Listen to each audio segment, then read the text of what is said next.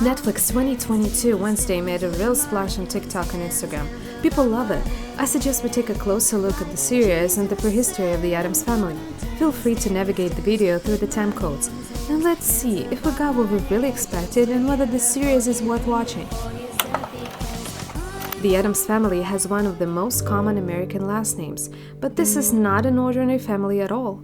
Addams look like vampires, love everything dark and bloody, and take pleasure in the things that others are scared of or injured by. The Addams Family first appeared in magazine comics and was made popular by the sitcom. When Barry Sonnenfeld made his directing debut with the delightful Addams comedy in 1991, the clan became world famous. Sonnenfeld's film was simply called The Addams Family. What do we say? Now. The author of The Addams Family, cartoonist Charles Addams, who in 1938 began publishing comic pictures about the Gothic family in the popular intellectual magazine The New Yorker. Over time, Addams gave his clan his own surname. He emphasized how the humor of the Addams cartoons was close to him personally. When the artist was at the top of his popularity, the most incredible rumors circulated about him, and many of them, in particular about the Addams' psychopathy and his regular treatment in the mental hospital, were idle speculation. But we do know for sure that Charles was interested in death, cemeteries, skeletons as a child, and that he was happy to depict all this when he became interested in drawing. Over the years, he began to flaunt his macabre fan image, wearing the right clothes, being photographed in the right environment, and so on. But this was not a purely promotional pose. He was indeed attracted to that which repulsed others. Although at the same time he was a completely balanced, friendly, peaceful person, and this was reflected in his peculiar work, at the same time gloomy and touching. Addams created the Addams Family as a satirical inversion of average American family. Addams were wealthy aristocrats who lived in an old mansion, wore gloomy clothes, looked bizarre, behaved eccentrically, and were not at all worried about how they seemed from the outside, in the eyes of the neighbors. And there was nothing villainous about the Addams. They loved each other and did not cause any particular harm to strangers, although outwardly they resembled monsters from horror. Readers of The New Yorker happily embraced the new comic series, and Addams drew the family till the end of his life in 1988. When television became widespread in the United States after the war, family sitcoms flourished, and over time writers got tired of writing stories about standard middle-class families. Therefore, in 1964, two sitcoms about macabre clans were released simultaneously.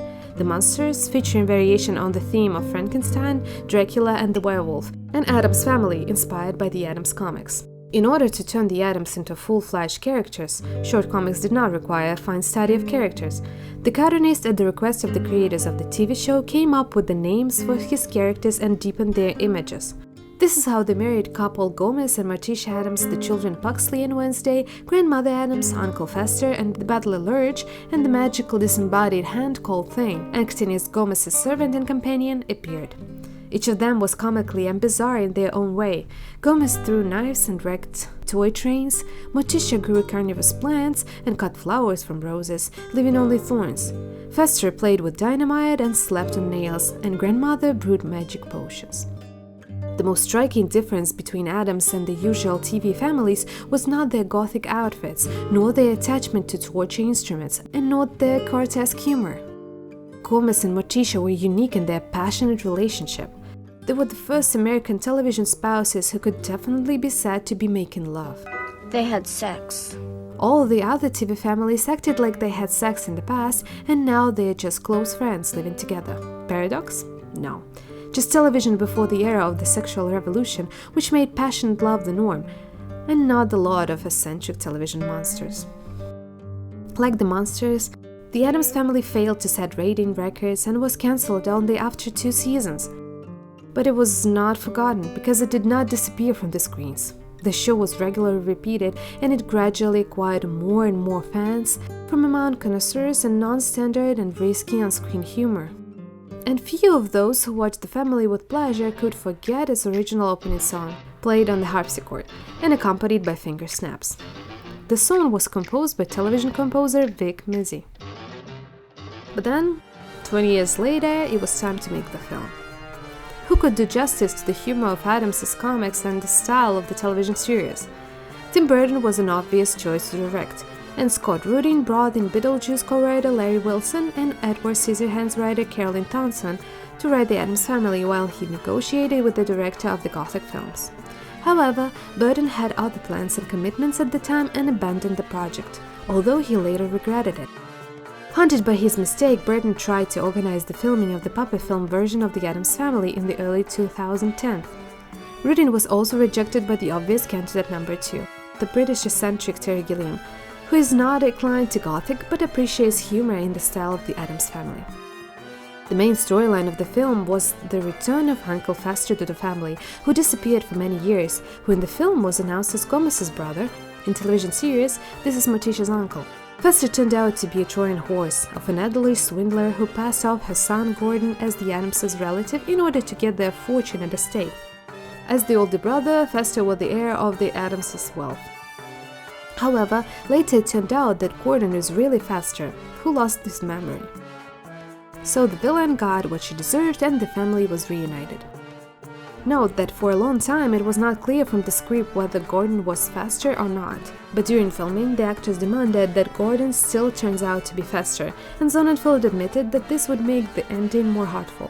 What actors played in Sonnenfeld's Addams Family? Initially, the role of Morticia Addams was going to be given to pop star and actress Cher, who had similar eccentric style to Morticia Addams, but they could not agree with the singer, and the role was given to Angelica Houston, the daughter of the famous director John Huston and an Oscar winner for the crime comedy Pretty Zona. As Hollywood noblewoman, Houston brought her aristocracy, of course comically pointed, to the portrayal of Morticia, and it became a kind of tuning fork to set the whole picture. Unlike stately brunettes, passionate Latin American actors did not walk around Hollywood at that time. So in selecting a performer for the role of Gomez Addams, Sonnenfeld quickly settled on Raul Julia, native of Puerto Rico, who was primarily known as a theater actor. However, in 1980s he regularly acted in films. 213 centimeters tall Karel Struycken, a Dutch actor who worked in Hollywood specializing in portraying giant characters. Struycken was cast as Butler Lurch, similar to Frankenstein's monster and zombies. In the film, the special effects were more advanced than in the series, and the Thing could be shown running across the floor, flying through the air, and so on. The Canadian magician Christopher Hart, the owner of Long and Trained Fingers, portrayed Thing. His job was by no means easy, since Thing is a significant character and Hart needed to convey a variety of emotions with finger movements. The script said little about this, and Hart had to come up with his own role on the basis of sparing instructions in the text and the director's remarks. The role of the little unsmiling sadist Wednesday Addams was given to 10-year-old Christina Ricci, who previously played the youngest daughter of the heroine Cher in the tragicomedy Mermaids. Ricci's performance of Wednesday turned out to be much more memorable and frightening than Lisa Loring's performance in the television series. This was due to the fact that the filmmakers were able to go further in portraying the weird girl than the censored authors of the television series. The role of Plum, Puxley Addams, Wednesday's brother, was given to debutante Jimmy Workman. Elderly American political theater star Judith Malina played Granny Addams. I bet sometimes you wish it was still just the two of you. Or less. If we talk not about unforeseen circumstances and nor about the experiences, but about everyday work, then Angelica Houston had the hardest time. To create the impossible silhouette of Morticia, the actress was clamped into a metal corset in which she could neither lie nor sit, so good rest between takes was excluded. So the actress had to endure difficult makeup on her face. By the end of the shooting day, she had severe migraines. And it included these incredibly painful tapes that are sort of glued to your temples, so they make that sort of heavy thing with the eyes. It was funny, one day I was doing a long shot, and since these things were very irritating, they're then sort of attached behind your head with elastic bands, and they caused some skin abrasion. On the 5th day or so, I had sort of raw. Filming lasted 106 days. It took a few more months for montage. In total, $30 million was spent on The Addams Family, and the picture quickly paid off when it was released on November 22, 1991. The American box office brought $114 million and $192 million in total. The picture entered the top 10 most successful movies of 1991. 2 years later, in 1993, Sonnenfeld released a sequel, The Addams Family Values. Opinions differed about that. Some find the film worse than the original, while others find it noticeably better. Anyways, the picture failed at the box office, and the film history of the cycle ended there. There was also the Addams Family reunion released on video, but it was a Canadian-produced feature-length pilot for the television series and had little to do with the Sonnenfeld's film. At the same time, a new TV show about the Addams was never filmed. With all the abundance of comic book adaptation, Wednesday is the first solo movie of a single character. In TV show and animated series, there were only a couple of separate episodes about heroes. And even more attention was attracted by the fact that the great and terrible Tim Burton was in charge of the project. And as we already know from the previous story, Tim Burton wanted to take his revenge here. Burton personally directed 4 of the 8 episodes. Wednesday Addams is growing up. Now, from a gloomy and unsociable child, she has turned into a gloomy and unsociable teenager. The girl cannot get along in ordinary school in any way. In the letter protecting her brother, she almost killed several students. Then the parents, against the will of Wednesday herself, sent her to the Nevermore boarding school, a reference to the poem by Edgar Allan Poe, in which they themselves once met. Wednesday feels like an outcast, even among the outcast children who are disliked by the entire neighboring town, and plans to quickly escape. But gradually, she is drawn into the school's life. After all, you need to punish the arrogant, excellent student, then help the neighbor, and so on.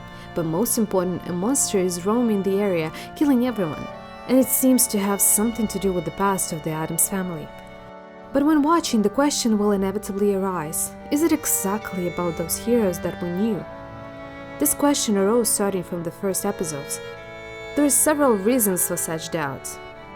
The plot itself and the subsequent development of the story strongly contradicts the fundamental principle. The Addams have always been shown as a strange but friendly family, in which parents help children and give them enough freedom to express themselves. This is shown very clearly in the 1991 film. Yes, we can make allowances for the fact that Wednesday is shown here already in a different age group, and no one has cancelled the teenage crisis, but nevertheless. Yes, the 2021 cartoon has already played with the idea that Wednesday is moving away from her parents. But here they make it literally a starting point. Morticia and Gomez, Catherine Zeta-Jones, and Louis Guzman was very similar to the prototype from the comics. Do not hear the wishes of their daughter and want to make her a copy of her mother, according to Wednesday, but I don't think so. Frankly, as for me, this conflict is a bit far-fetched. This can be partly forgiven since by the middle of the season the situation is corrected. Gomez and Morticia find a common language with Wednesday, and everything falls on familiar tracks. But it is still difficult to get rid of the idea that the problem arose out of nowhere and disappeared into nowhere. The Addams Family has always been a gothic satirical story, but not fantasy. Yes, there were a lot of supernatural elements in the plot, from the abilities of Uncle Fester to strange creatures. But it was just background and humor.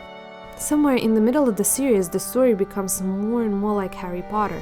Well, or any other similar story about children in a magical school and the riddles associated with it. And this is shown blatantly and literally in the viewer's face. In Wednesday, the main character finds herself in a typical school with magical creatures. There are sirens, werewolves, a kind of Medusa Gorgon, and other personalities from fairy tales. Wednesday has visions when she touches other people or things. And the girl communicates with her parents through the magic ball, although some old phones with a bell would be more suitable in style. What upsets me more is the quality of the graphics. Well, it seems like we're already on the verge of 2023, but nevertheless, some creators of visual works are not going to improve the quality of the released content. When I saw the so-called monster, I thought I was going to die laughing. What is this? Why is it so bad? It fits into the environment just as badly as Wednesday into regular school. It reminded me of Uma from The Witcher 3. Seriously. And in general, the same two snaps.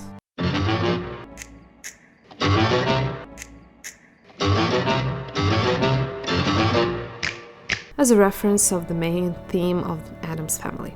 On the appearance of Christina Ricci, who played the role of Wednesday in the films, well, these are all the same nostalgic games that I so deeply dislike. Yes, the children of the 2010s will no longer understand these references, and for them it is something new and unusual. History repeats itself again. 20 years later, we see a new iteration of the Addams Family. And if you think about it, the very idea of this family is almost 85 years old. Well, what can I say? It is definitely the Netflix style, falling short of Burton's style and the Addams Family for sure. Personally, I was tormented by various emotions when watching, from feeling annoyed to bored and wanted to turn it off or liking some individual characters. And all this despite the fact that I watched the first episodes at 1.5 speed and the remaining 7 at 1.25 speed. I don't think I could handle them at normal speed. But viewers around the world clearly like the series, especially the dance of Wednesday at the ball. Kids will love it. Well, perhaps we're waiting for another 3 seasons of Wednesday. I think the audience will be pleased. And this is the moment when you decide for yourself whether you want to watch it or not. I would be honest with you. I wouldn't if it was not for the review. And you watch only good movies and series. And thanks for watching.